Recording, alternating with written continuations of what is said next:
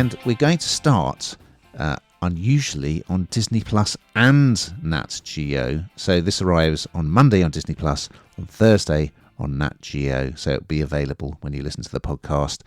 It's called David Blaine, Do Not Attempt. And here's a clip. I've always loved things that look like magic but are actually real. So I'm traveling around the world to find the most incredible people that have the most incredible talents that have been passed down for generations. Many of the things I'm seeing, I didn't even know were possible. So I went to interview David Blaine, who is a magician, a mentalist. He's done all these endurance feats, hasn't he, Hannah? All sorts of things. Being frozen inside a block of ice, being suspended in a glass box, buried alive, strapped to a gyroscope, you name it. So we went to interview him.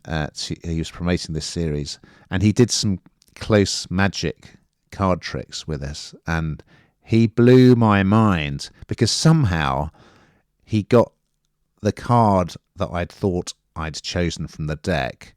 He'd folded it up and slipped it underneath my watch strap. My watch was on very tightly without me even noticing.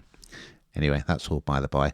This is slightly different, this series, because he's going around the world and he's looking for performers who have mastered the sort of incredible feats that he is famous for.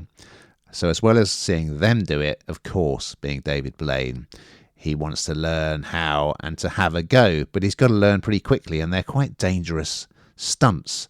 So they include kissing a venomous king cobra snake on the head, a spot of ice diving under sheet ice, jumping off a bridge while set on fire, you know, the usual.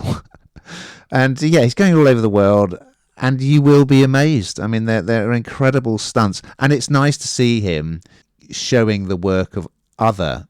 Well, it's not magic. There are a couple of things he can't explain how it's done, but they're really kind of feats of endurance that have taken years and years and years of training to make them look so easy.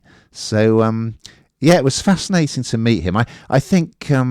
I mean, a lot of people remember him from that interview with Eamon Holmes, don't they? Where he wouldn't say anything and he had an eye painted on his hand.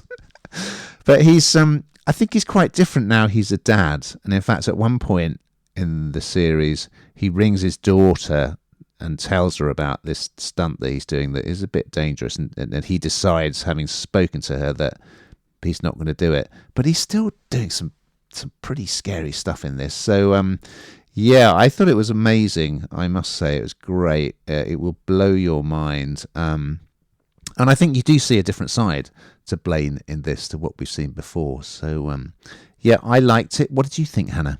Well, do you know what? I remember David Blaine in that. Do you remember the Perspex box over Tower Bridge? Tower Bridge, was it? That was really weird as well, wasn't it, at the time? That was really crazy.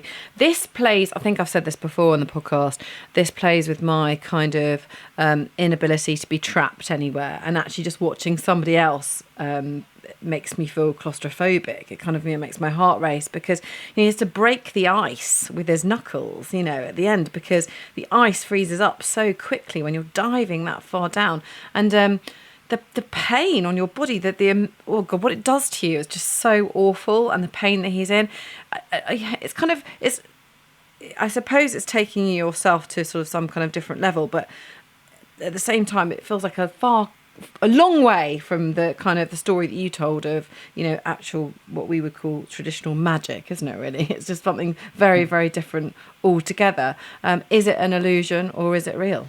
And the whole psychology of what drives people to get into things like magic, well, that's a whole other story for another podcast, but very interesting. And if you find out a bit about Blaine's childhood, he says that he kind of learned magic to cheer his mum up when he was a kid. So